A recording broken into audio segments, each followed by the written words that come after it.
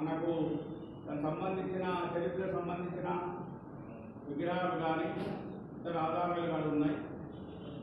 గతం లోపల కూడా మనకు సోమేశ్వరరావు అని చెప్పేసి ఒక ప్రముఖ చరిత్రకారుడు, ఆయన కూడా అనేకమైన గ్రంథాలు కూడా రచించడం జరిగింది.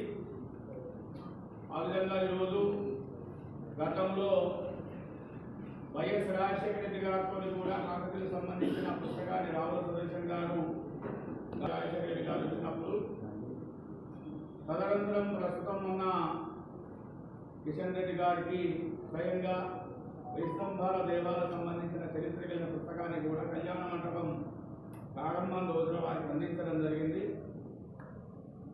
ఇది కూడా ఇప్పటికి కూడా ఇది కూడా సమాజానికి కాకతీయుల చరిత్ర సమాజానికి తెలియాల్సిన అవసరం ఉన్నది కాబట్టి దానికి అనుగుణంగా ఈరోజు ఆవిష్కరణ జరిగింది. 1163 లోపల మనకు కాకతీయ చరిత్ర అనేది ప్రారంభమైంది. దానికి అనుగుణంగా కూడా మన జిల్లా లోపలనే దాదాపు 180 దేవాలయాలు కాకతీయులు నిర్మించిన చరిత్ర ఉన్నది మనకు. ప్రస్తుతం మనకు కనపడుతున్నది వేస్తంభాల గుడి, రామప్ప, వరంగల్ కోట మాత్రమే కాదు, ఇంకా చిన్న చిన్న దేవాలయాలు మనకు ఇప్పుడు కొరటూరు కానీ ఇలాంటి ప్రాంతాల్లో త్రిపుటాలయాలు చాలా నిర్మించారు కాకతీయులు.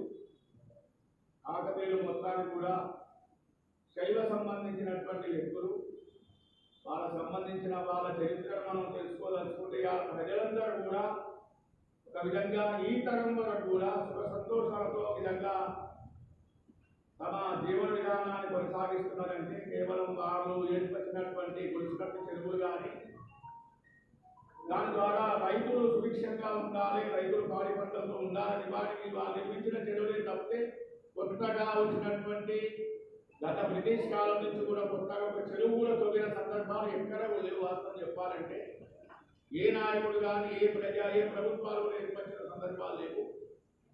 కాకపోతే కేసీఆర్ గారు అందులో కొన్ని ప్రాంతాల్లో కొన్ని చెరువులు మాత్రం పూడికతీత చేయడం జరిగింది. దాన్ని కూడా